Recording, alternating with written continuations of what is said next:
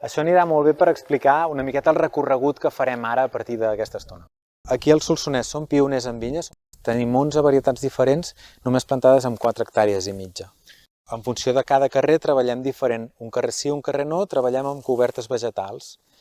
En aquest cas, que veiem aquí, tenim una coberta sembrada amb 3 espècies diferents. La bessa, civada i trapadella. Són espècies que ens ajuden a fixar el nitrogen al sòl i que ens reestructuren la terra.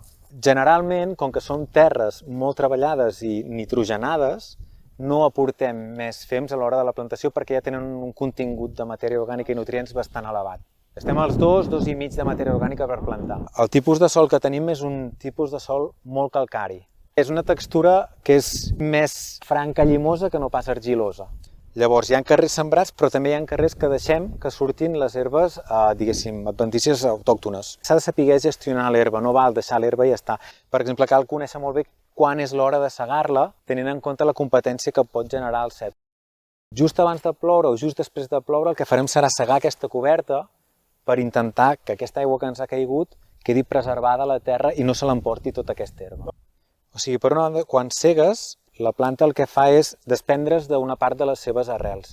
Aquelles arrels es descomposen i deixen un forat al terra que fa que l'aigua vagi penetrant per allà.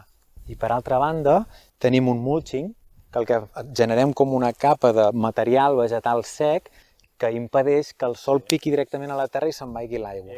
Llavors, avantatges i inconvenients en té una miqueta de tot, però al final jo he optat per treballar amb cobertes vegetals, sobretot per intentar afavorir la biodiversitat, intentar generar menys petjada de carboni i ser més sostenibles. El fet d'implementar cobertes vegetals pot influir en positiu en el sentit que el que estàs fent és intentar produir menys raïm del que la planta et pot donar. I el produir menys quilos de raïm incrementes la qualitat. Són els vasos comunicants, més quantitat, menys qualitat.